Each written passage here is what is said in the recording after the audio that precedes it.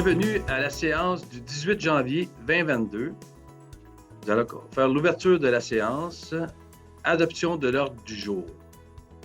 Ça me prendrait un proposeur, M. Mathieu Daviau. Alors, excusez, Mme Vicky Langevin, appuyée par M. Daviau. Un instant, j'avais un petit problème technique, c'est bon.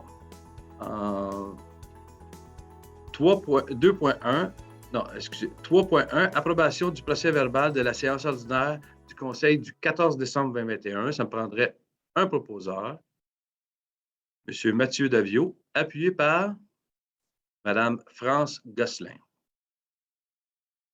Rendu au point 4, approbation des comptes du mois, liste des paiements à ratifier et des comptes à payer. Pour l'approbation, Mme Langevin, s'il vous plaît.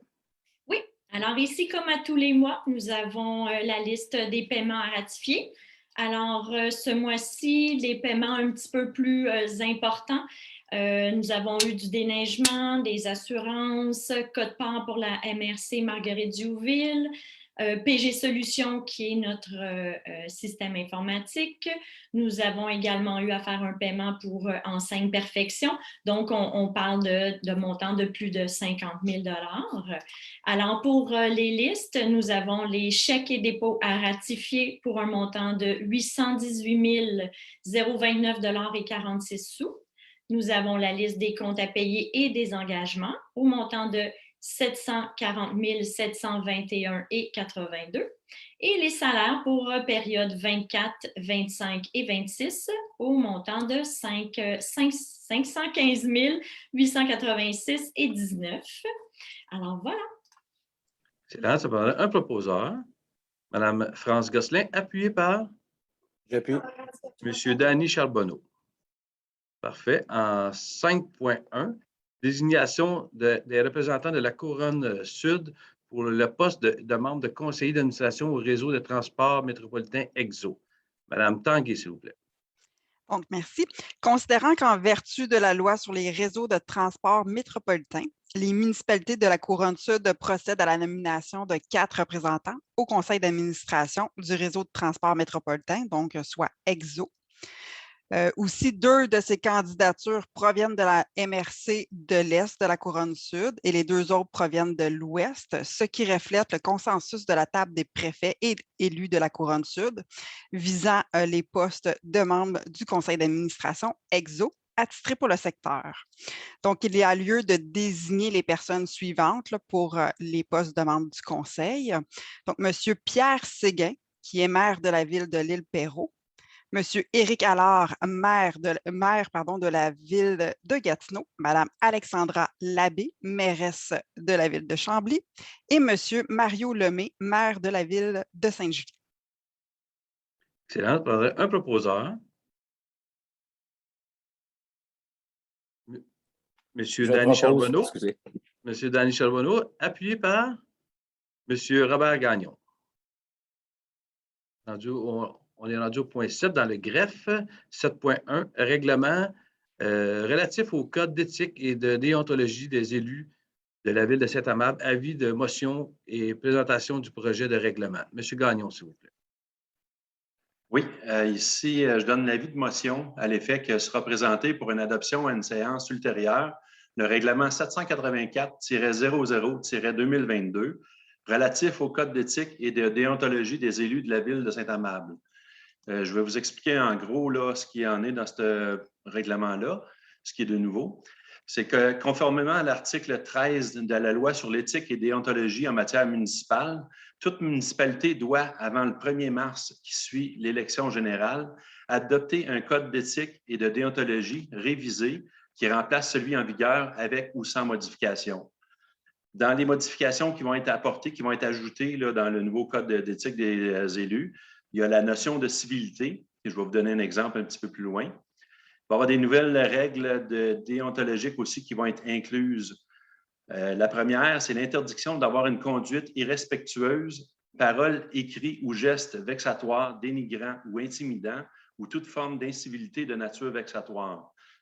La deuxième chose qui va être ajoutée, c'est ne pas porter atteinte à l'honneur et à la dignité de la fonction d'élu. La troisième chose qui va être ajoutée, c'est l'interdiction de contrevenir aux articles 304. L'article 304, c'est concernant les intérêts dans un contrat, ainsi que l'article 361 qui concerne la divulgation d'un intérêt pécuniaire. Il va y avoir aussi un autre point qui va être ajouté, c'est de ne pas accepter de dons, marques d'hospitalité ou tout autre avantage offert par un fournisseur de biens ou de services. Dans ce nouveau règlement-là aussi, il va y avoir des modifications aux sanctions, des modifications qui vont être en fonction des nouveaux pouvoirs de la Commission municipale du Québec, la CMQ. Donc, la première, ça va être de condamner un élu à rembourser sa rémunération pour une période que la Commission municipale du Québec détermine. Il va avoir imposé une pénalité financière pouvant s'élever jusqu'à 4 000 $ par manquement. Suivre une formation en éthique. Présentement, tous les élus, on est en train de s'inscrire pour suivre une formation en éthique. Puis, une autre chose qui va être ajoutée dans les sanctions, ça va être suspendre un élu pour une durée ayant effet au-delà de la fin de son mandat en cas de réélection. Donc, c'est en gros là, ce qui va être présenté comme règlement. Parfait. Des avis de motion? Oui. Tu as englobé le 7.2 avec ou? Non, c'est le. Je Ah, vais présenter le. Parfait. Le 7.2, c'était dans le 7.2, mais c'est le règlement aussi modifiant le règlement, qui modifie l'ancien règlement. M. Gagnon. Oui, je donne l'avis de motion à l'effet que sera présenté pour une adoption à une séance ultérieure le règlement 691-03-2022, modifiant le règlement 691-00-2012 sur le Code d'éthique et de déontologie des employés de la Ville de Saint-Amable. Je vais vous expliquer un petit peu aussi ce qu'il y en est là-dedans. Il y a deux points, là, dans le fond, qui vont être ajoutés dans le Code d'éthique des employés. C'est la notion de civilité, comme je disais tout à l'heure, le langage vexatoire, les gestes vexatoires aussi. Puis, il va y avoir la nouvelle règle déontologique là, de ne pas accepter de dons, marques d'hospitalité ou tout autre avantage offert par un fournisseur de biens ou de services. Donc, c'est en gros là, ce qu'il va y avoir dans ce règlement-là. Merci, Robert. C'est des avis de motion. Dans le 11.1, appel d'offres sur invitation, programme de mise à niveau des postes de pompage sanitaire, reconstruction des panneaux d'alimentation électrique et de contrôle des postes PP12, Colibri et PP14 Charbonneau. Adjudication de contrat. Monsieur Davio, s'il vous plaît.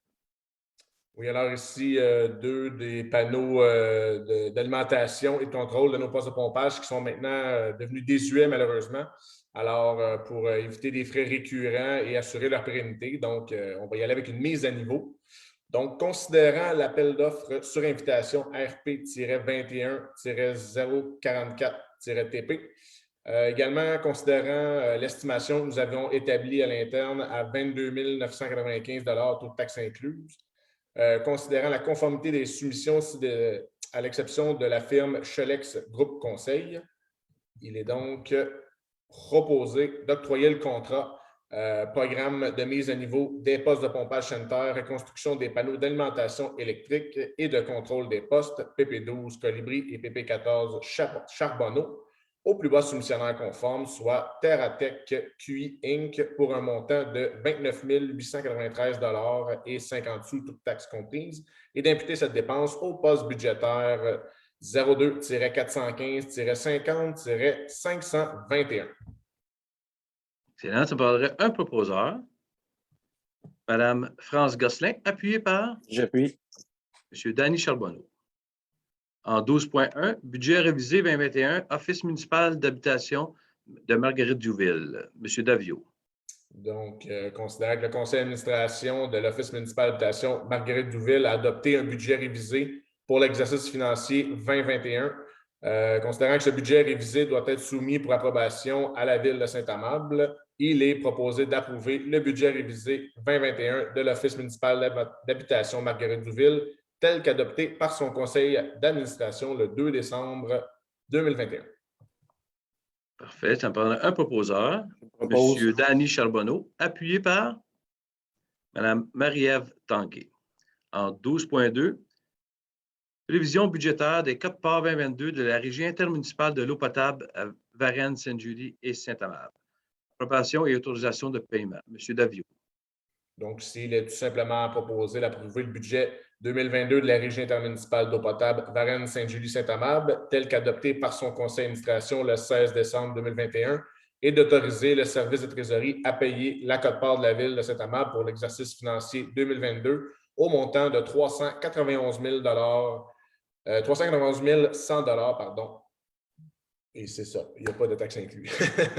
Parfait. Ça me prendrait un proposeur, Mme Marie-Ève Tanguay, appuyée par M. Robert Gagnon. En 12.3, émission d'obligations, concordance et termes plus courts que le terme prévu dans le règlement d'emprunt. Madame Langevin, s'il vous plaît. Alors, considérant que conformément au règlement d'emprunt suivant, donc il y a une liste que je ne vous ferai pas au complet, elle est quand même assez longue, et pour les montants indiqués dans cette même liste, la Ville de Saint-Amable souhaite émettre une série d'obligations, soit une obligation par échéance, pour un montant total de 5 726 000. Alors, considérant qu'il y a lieu de modifier les règlements d'emprunt en conséquence, et considérant que pour les fins de cette émission d'obligations et pour les règlements d'emprunt numéro 623-09, 661-11, 617-08, 738-00-2015, 729-00-2015 et 773-0, 0-2020. La Ville de Saint-Amable souhaite émettre pour un terme plus court que celui originellement fixé à ces règlements. Donc, les règlements, il est proposé que les règlements d'emprunt indiqués soient financés par obligation et voici certaines conditions. Donc, les obligations, soit une obligation par échéance, seront datées du 28 janvier 2022. Les intérêts seront payables semi-annuellement, soit le 28 janvier et le 28 juillet de chaque année. Les obligations ne seront pas rachetables par anticipation. Toutefois, elles pourront être rachetées avec le consentement des détenteurs. Les obligations seront immatriculées au nom de Services de dépôt et de compensation CDS Incorporé. CDS agira au nom de ses adhérents comme agent d'inscription au compte. CDS procédera au transfert de fonds conformément aux exigences légales de l'obligation. CDS effectuera les paiements de capital et d'intérêt aux adhérents. Et les obligations seront signées par le maire et la trésorière. Donc, il est ici entendu que le terme prévu dans les règlements d'emprunt, les numéros que j'ai énumérés plus tôt, soit plus court que celui originellement fixé, c'est-à-dire pour un terme de 5 ans à compter du 28 janvier 2022 au lieu du terme prescrit. Voilà. Excellent. Ça me prendrait un proposeur, M. Robert Gagnon, appuyé par M. Mathieu Daviau. En 12.4, émission d'obligation d'une valeur de 5 726 000, l'adjudication. Madame Langevin, s'il vous plaît. Alors ici, c'est vraiment la suite logique. Donc, c'est pour tout simplement mentionner qui sera, qui nous avons comme pour ces obligations-là. Donc, quelle institution financière. Alors, considérant que conformément au règlement d'emprunt, avec tous les mêmes numéros que j'ai dit tantôt, la Ville de Saint-Amable souhaite émettre une série d'obligations. Et puis, nous avons demandé des soumissions pour la vente des émissions d'obligations datées du 28 janvier au montant de 5 726 000 et qu'à la suite des appels d'offres publics, le ministère des Finances a reçu 4 soumissions conformes, soit Valeurs mobilières Desjardins, Financière Banque nationale, Scotia Capitaux et Valeurs mobilières Banque Laurentienne. Les coûts réels passaient de environ 45 à 2,61. Alors, considérant que le résultat du calcul des coûts réels indique que la soumission présentée par la firme Valeurs mobilières Desjardins Inc. est la plus avantageuse, alors pour un coût d'environ 2,45 %. Alors, il est proposé de donner à Valeurs mobilières Desjardins cette série d'obligations. Excellent. Ça me prendrait un proposeur, M. Mathieu Daviau, appuyé par Mme France Gosselin. En 13.1, demande de délégation mineure pour le 791 Noyer. Nous allons combiner aussi avec le 13.2, la demande de délégation mineure pour le 223 rue Benoît. Madame Gosselin, s'il vous plaît. Oui, alors, dans les deux cas, considérant que les citoyens ont été invités à se faire entendre au moyen d'une consultation écrite conformément à l'arrêté ministériel, considérant qu'aucun commentaire n'a été reçu durant la période de consultation écrite. Donc, pour le point 13.1 qui concerne le 791 rue du Noyer, la demande vise à régulariser une situation afin de construire une remise empiétant dans la bande de protection riveraine de 10 mètres. Le règlement de zonage prévoit qu'aucun empiètement n'est autorisé. Par contre, nous permettons ici l'aménagement de la remise dans une portion de la bande de protection riveraine, soit le 5 mètres qui est le plus éloigné du ruisseau pour continuer de le protéger, et à condition aussi que la construction ne soit pas érigée sur une dalle de béton, ce qui rendrait permanent et inamovible la construction. Donc, considérant qu'il n'y a non plus aucun autre endroit sur le terrain pour la construction de la remise. Ensuite, pour le 13.2, qui concerne le 223 rue Benoît, la demande vise à permettre de régulariser la construction d'un bâtiment jumelé ayant une marge latérale de 1,5 m, alors que le règlement de zonage prescrit une marge latérale minimale de 2 mètres.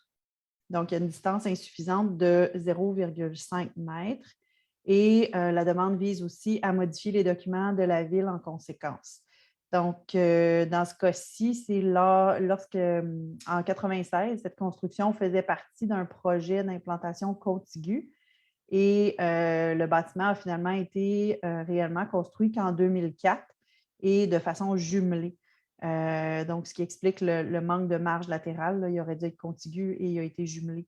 Donc, la marge est insuffisante. Donc, pour les deux dérogations présentées, considérant que les demandes respectent les objectifs du plan d'urbanisme, considérant que les recommandations sont favorables du comité consultatif d'urbanisme, bien sûr, en tenant compte de la condition pour la construction de la remise, il est proposé d'accepter les demandes de dérogation mineure 2021-044 DM et 2021-045 DM. Excellent. Ça prendrait un proposeur. Madame Vicky Langevin, appuyée par Monsieur Mathieu Daviau.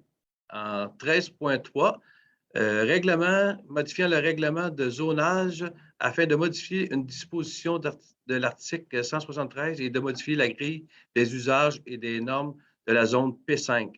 Un avis de motion et l'adoption du projet de règlement. Pour le 13.3, nous allons combiner le 13.4 également pour un règlement de changement de zonage également pour la partie C27. Monsieur Charbonneau, s'il vous plaît. D'accord. Donc, tout d'abord, pour le 13.3, je donne l'avis de motion à l'effet que se représenter le projet de règlement 712-30-2022, modifiant le règlement de zonage 712-00-2013, afin de modifier une disposition de l'article 173 et de modifier la grille des usages et des normes de la zone P5.